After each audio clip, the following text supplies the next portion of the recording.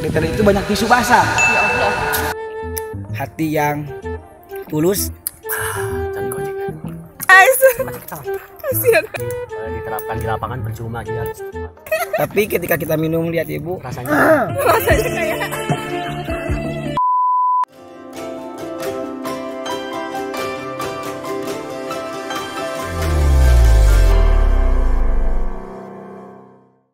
Halo, kita lagi camping ceria bersama Garut Outdoor. Keren banget nih, ownernya adalah mahasiswa Fakultas Kewirausahaan.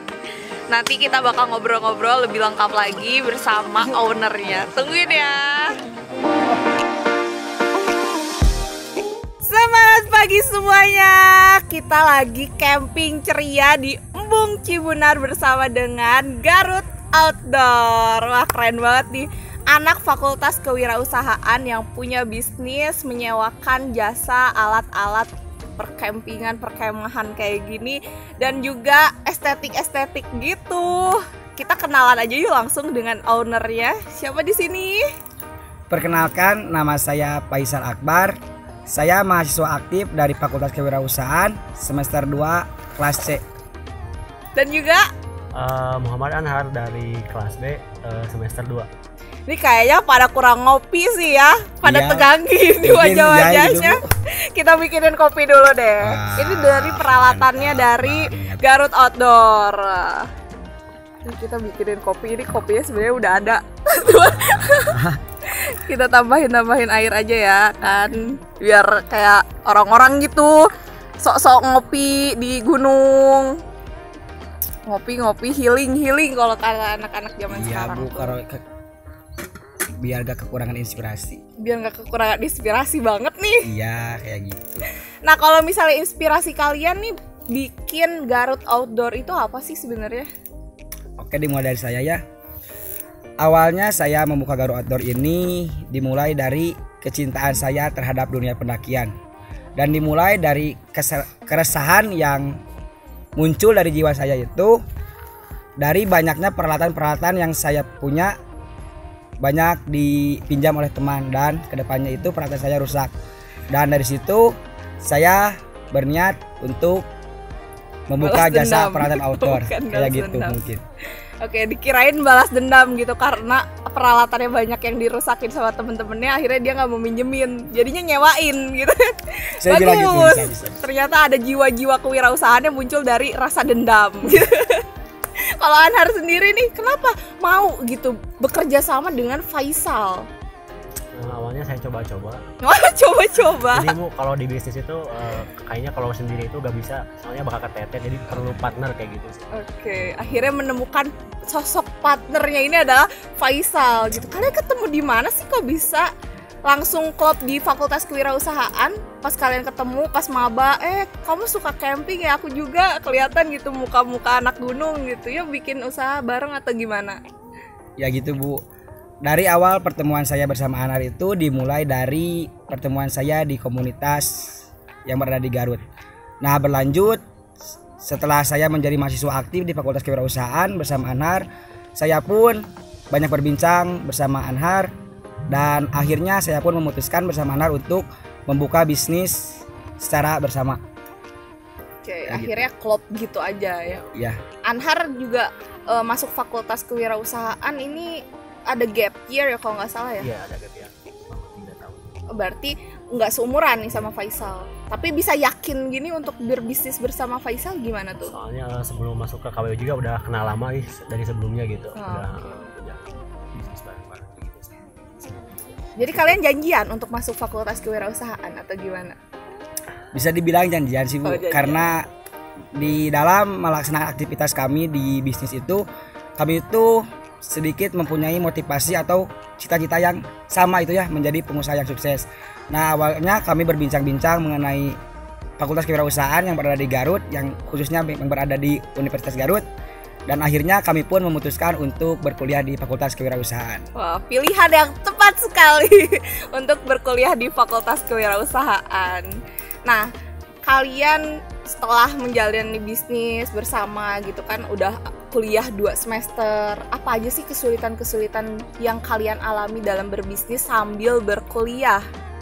Mungkin ada anak. Kesulitan. Gimana dok Paling kesulitannya? masalah ngebagi waktu sih Bu, bagi waktu kayak gitu sih. Kadang ya ada waktu luang itu kan biasanya dipakai tugas gitu kan. Oke. Jadi harus apanya saling bisa ngebagi waktu aja antara waktu bisnisnya sama waktu ngerjain tugas atau lagi kuliah kayak gitu sih. Oke, kalau dari Faisal sendiri apa aja nih kesulitannya? Mungkin dari saya itu untuk kesulitannya yang pertama yang tadi sudah disampaikan oleh Saudara Anhar ya Bu, mengenai pembagian waktu. Karena kami sibuk kuliah dan hari-hari libur kami itu seringkali diisi untuk mengerjakan tugas. Nah, Rajin banget ya ngerjain tugas. iya, mungkin gitu Bu. Terus Kesulitan yang kami alami di dalam menjalankan bisnis outdoor ini yaitu yang pertama ya menyatukan pikiran kami dengan saya, khususnya saya dengan Anhar itu kan setiap orang itu memiliki pemikiran yang berbeda. Nah, mungkin kesulitannya di situ. Namun alhamdulillah lama kelamaan kami pun menemukan titik terang bagaimana kami menjalankan bisnis Garut Outdoor ini dengan baik supaya visi misi kami itu dapat tercapai dengan target yang telah kami tentukan. bukan visi foya misi foya. Bukan. Oh, bukan. Jadi visi misinya apa nih? Coba Pak Anhar.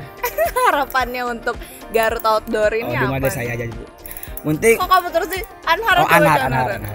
Kalau untuk misi Iya.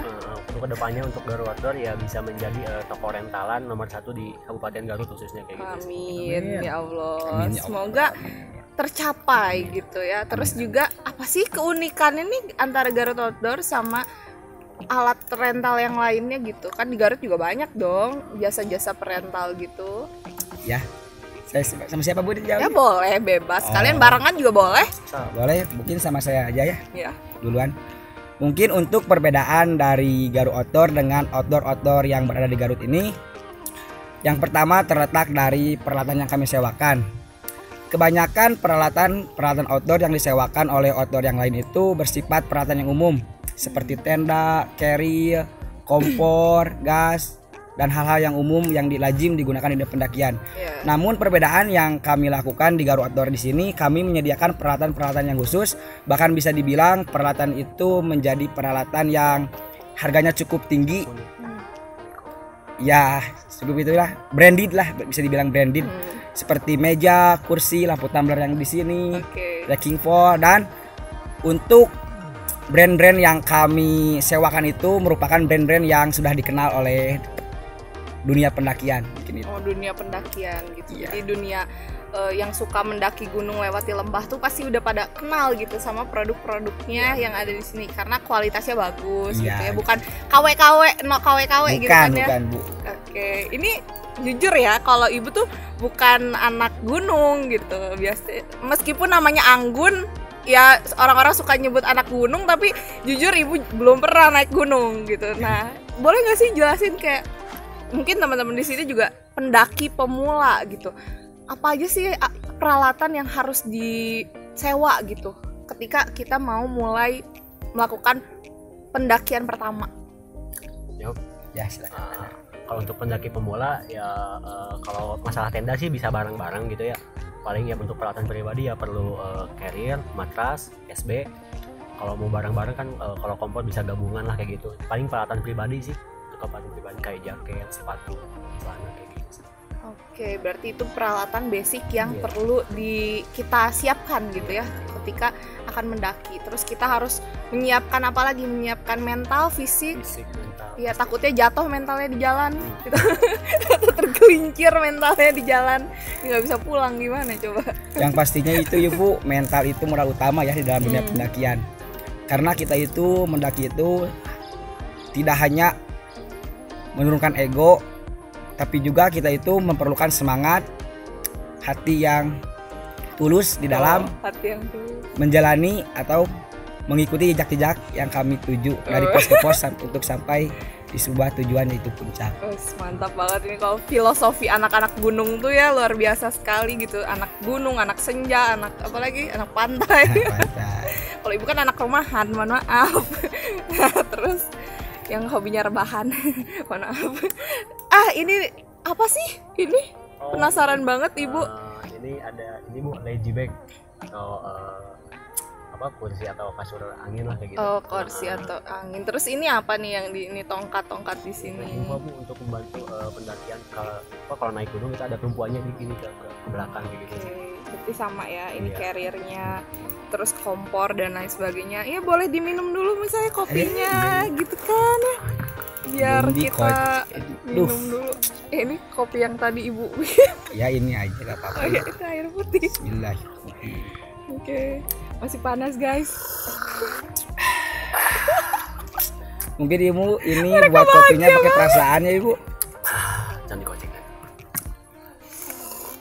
Tahu nggak? Kopinya belum dikocek guys. Kasihan banget. Ya, bisa santai itu aja ya. Oke. Terus enak kan, manis kan kopinya? Iya enak Ibu, meskipun ini air putih. Tapi ketika kita minum lihat Ibu, Rasanya Rasanya kayak enak banget. rasanya kayak apa? Ya gak bisa diungkapin oleh kata-kata Ibu. Oke.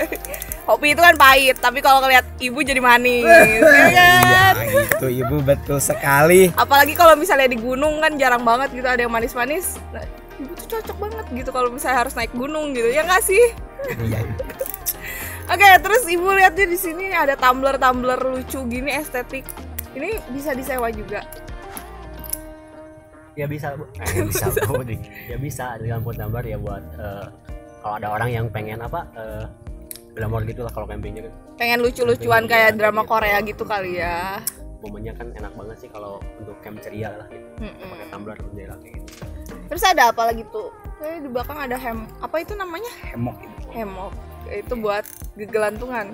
Buat Iya. Mungkin untuk kegelantungan, tapi kegelantungan di sini itu bukan kegelantungan seperti mankin-mankin yang ada di hutan ya Bu. Oke. Jadi kegunaan hemok di sini kami menyewakan kepada para konsumen Garu Outdoor itu sekedar untuk menikmati angin yang berada di alam dengan ayunan-ayunan dan lembayan-lembayan angin yang berada di gunung aja. Oke. Mantap jiwa. Ini udah seger ya, udah ngopi dan lain sebagainya. Terus gimana nih? Kalian setelah berkuliah di Fakultas Kewirausahaan itu sangat membantu usaha kalian atau tidak sih? Wah, sangat Membantu Ibu, Gimana tuh? karena pada awalnya itu kan saya membuka jasa outdoor ini sebelum masuk ke Fakultas Kewirausahaan. Tapi setelah saya masuk ke Fakultas Kewirausahaan, saya mengerti bahwa berbisnis itu membutuhkan partner, membutuhkan ilmu, dan membutuhkan pengalaman di dunia yang kami geluti. Dan hasil dari Fakultas Kewirausahaan mengajarkan kepada kami bahwa berbisnis itu tidak hanya materi dan tidak hanya pelaksanaan. Mungkin itu satu kesatuan yang tidak dapat dipisahkan. Nah, di Fakultas Kewirausahaan mengajarkan itu kepada kami, Ibu. Sehingga kami mau berjuang untuk membesarkan Garu Outdoor di sini. Salah satunya itu kami dibentuk dan dididik oleh Fakultas Kewirausahaan untuk menjadi pengusaha yang baik dan benar. Masya Allah, kita dengarkan pendapatnya Anhar juga deh. Waduh. Gimana, kalian kan beda kelas dong, Iya. beda produksi. Gimana tuh Anhar? Ya, jadi kalau usaha itu bukan cuma praktek doang, pasti ada ilmu atau teorinya kayak gitu sih. Terus diterapkan lah, bagusnya bahkan banyak teori-teori, tapi kan kalau nggak diterapkan di lapangan percuma aja, harus langsung dipraktekkan ilmunya kayak gitu sih. Ilmu-ilmu yang udah dikasih dosen-dosen di Fakultas Kewirausahaan. Oke. Terus niat nambah partner atau kalian mau memperkuat lagi hubungannya? Mungkin untuk sekarang Ibu, untuk media partnernya pasti kami membutuhkan ya Bu, untuk media promosi kami, untuk channel-channel kami membeli peralatan baru. Karena kan kedepannya Garu Outdoor itu kan akan besar Bu. Wow. Amin ya Allah. Kami itu kan ya membutuhkan peralatan-peralatan yang baru untuk memenuhi para kebutuhan konsumen. Nah, adapun untuk tim dari Garu Outdoor di sini, khususnya saya dan Anhar, belum ada niatan untuk menambah partner. Tapi untuk pekerja udah ada niatan, karena kalau musim pendakian tiba itu kami itu keteteran melayani pelanggan yang terus berdatangan ke toko kami itu, Ibu. Emang musim pendakian tuh kayak gimana? Ada musimnya? Ada Ibu. Oh. Biasanya musim pendakian itu terjadi di bulan-bulan Agustus seperti 17 Agustus. Dan untuk musim pendakian yang cukup panjangnya berhari-hari itu biasanya terjadi di hari raya Idul Fitri yang kemarin ya dirasakan sama saya dan Anhar. Kami itu keteteran melayani para konsumen yang terus berdatangan kepada kami. Oh, Masya Allah. Alhamdulillah. Oh, jadi kalau misalnya orang-orang itu mendaki mungkin ngambil libur kali ya. Iya. Makanya di Idul Fitri itu kan liburnya panjang gitu, jadi banyak yang mendaki gitu. Iya kayak gitu Ibu. Nah kalau misalnya kondisi musim hujan gimana tuh? Nah itu merupakan sedikit ancaman ya buat kami. Ancaman. Kalau kita lihat diajarkan di Fakultas Geologi itu analisis SWOT Ya, kan bener. ada kekuatan, kelemahan, ancaman dan peluang. Nah untuk cuaca sendiri itu termasuk ke dalam ancaman ya Bu, karena itu kan cuaca itu tidak bisa ditaksir dan Iya. tidak bisa ditebak itu Bu. Jadi Bener banget. kami sudah berharap mungkin sama Anar itu tiba musim pendakian yang banyak akan mengorder kepada kami, namun cuaca tidak mendukung. bener. Nah kami hanya bisa menerimanya dengan lapang dada. Oh, dengan lapang dada. Iya Ibu gitu. Iya benar banget ya. Jadi cuaca itu tidak diprediksi seperti sikapnya si dia. Tidak bisa diprediksi gitu. Nah, jadi terus kalau misalnya lagi sepi gitu, kalian apa inovasi yang kalian lakukan? Kalau inovasi kan kalau cuma rentalan doang sih kayaknya nggak sih, harus ada inovasinya. Paling ya kalau untuk kedepannya misal pengen ada reparasi peralatan, kan suka ada orang itu yang mempunyai peralatan pribadi kayak gitu. Iya. Sih udah yang rusak kan bisa di repair kayak kompor, tenda, carrier dan lain-lain gitu. Terus merambat lagi ke jasa laundry. Laundry cuci peralatan kan ada yang suka malas gitu lah cuci Iya, males peralatannya. banget apalagi kalau sepatu gitu kan, iya. abis mendaki gunung Paling lewati gitu. lembah, kayak sepatu tuh udah kayak apa gitu kan.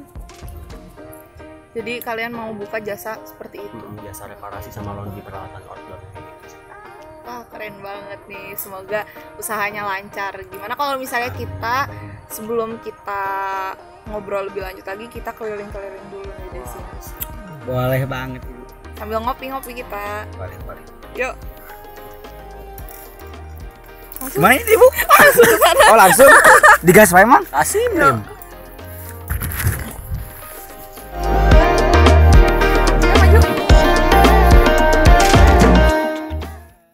Atau memancing apa?